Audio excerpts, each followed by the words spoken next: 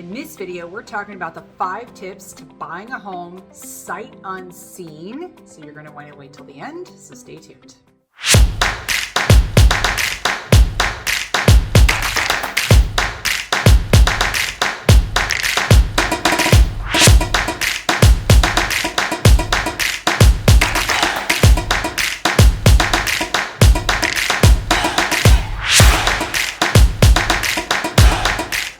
What's up everybody, it's Cassandra Lopez with the Living in Bremerton channel. If you're new to the channel, you're going to want to go ahead and subscribe. This channel is all about living in Bremerton.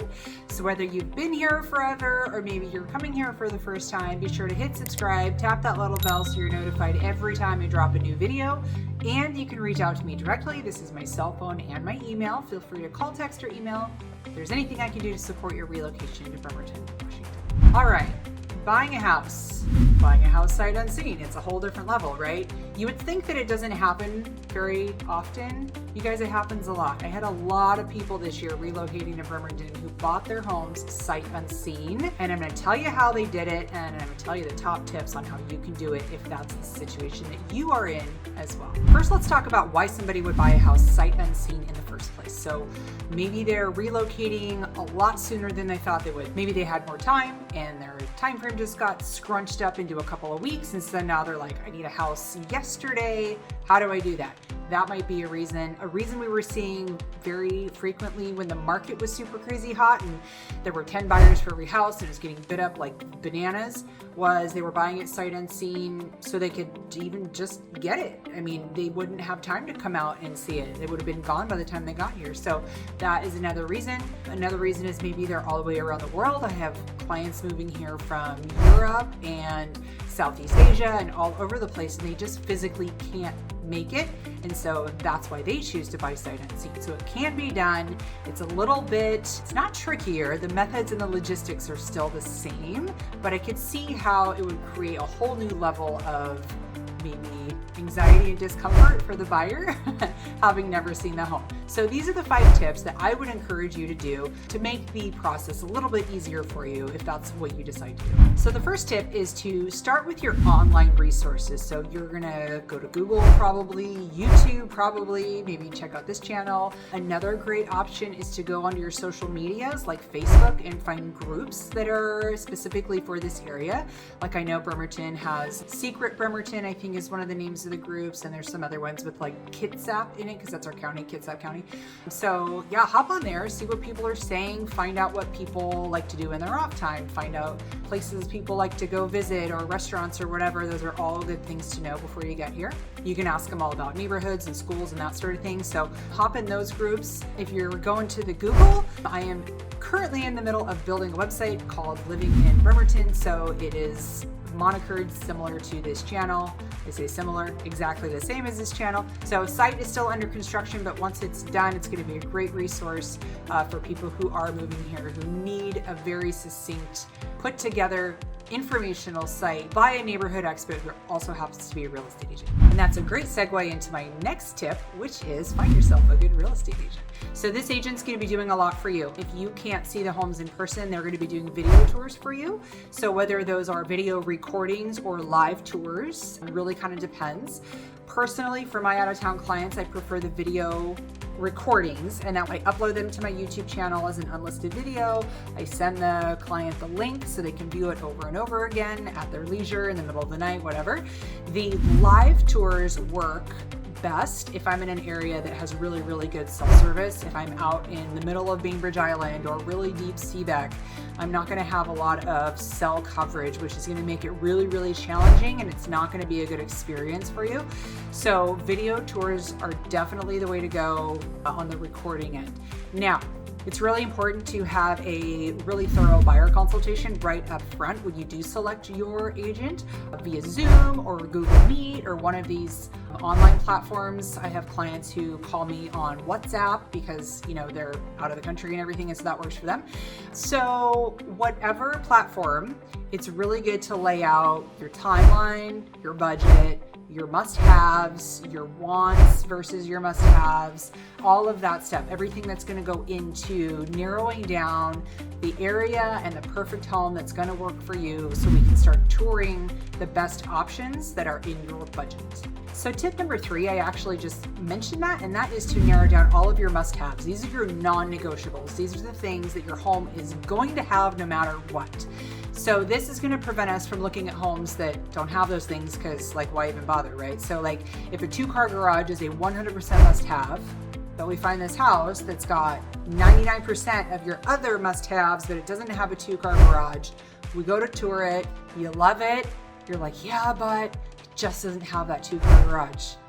I know, it doesn't. We shouldn't have seen it, right? Because that's a must-have. So what that is going to do is that's going to make sure that I'm only looking for homes that have your must-haves. So, 2,000 square feet, 2-car garage on a 1/4 acre. It's got to be a 2-story, not a 1-story. Got to be in a good school district. All those things. All those things are important, and all those things I can filter your search by.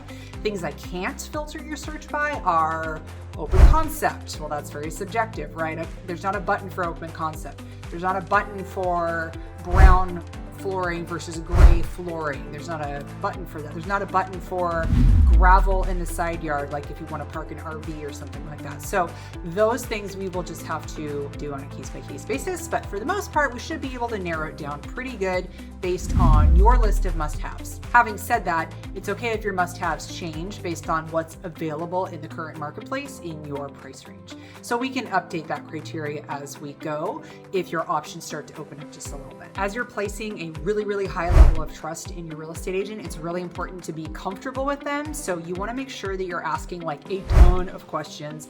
Even if you think the questions are very novice or very silly, ask them anyway, because I guarantee you, I've been asked them before, so I probably know how to answer them.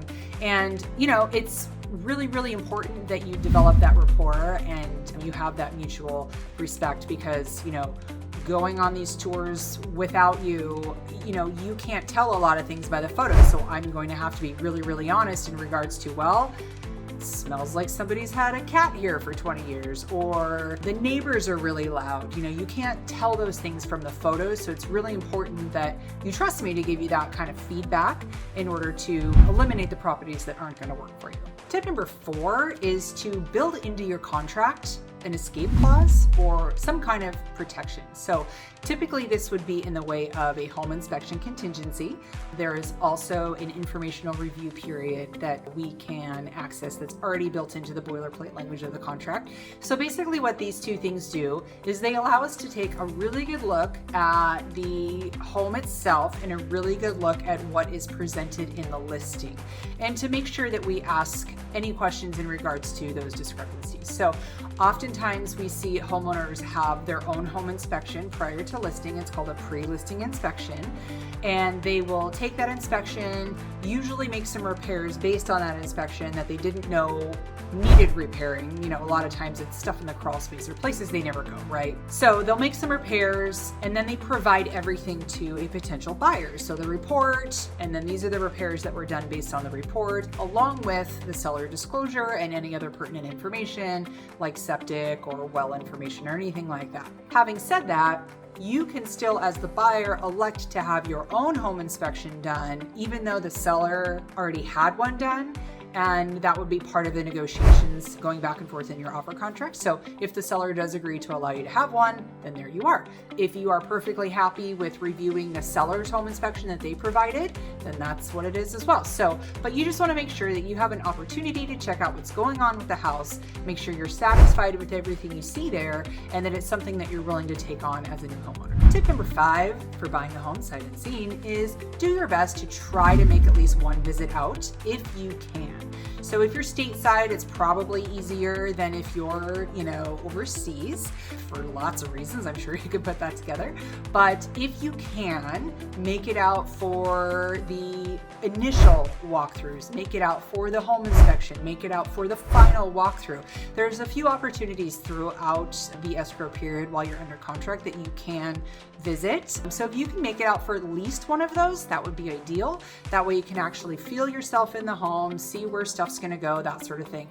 Because, you know, again, doing it by pictures and videos can be a little challenging.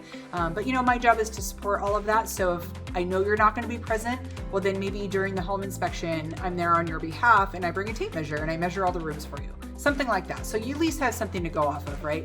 Where if you have like big furniture that needs a big space, you know, we want to make sure that it fits, that sort of stuff. So if you can make it out for any one of those opportunities to see the home yourself in person, that would be ideal. But I understand that's not always doable for everybody. So again, that's where the trust comes in, and that's where I just do it all on your behalf. I make sure that we have clear, concise videos that are very informative and very objective, and provide you with contacts for resources that you may need after closing, like a contractor or a roofer or a landscaper or anything like that. I have your bases all covered there as well. So if you like that video, give me a thumbs up, tap that little bell so you're notified every time I drop a new video. If you found this helpful, please share with a friend who you think might enjoy it, and feel free to reach out to me, call, text, or email if there's anything I can do to support your relocation to Bremerton. Bye for now.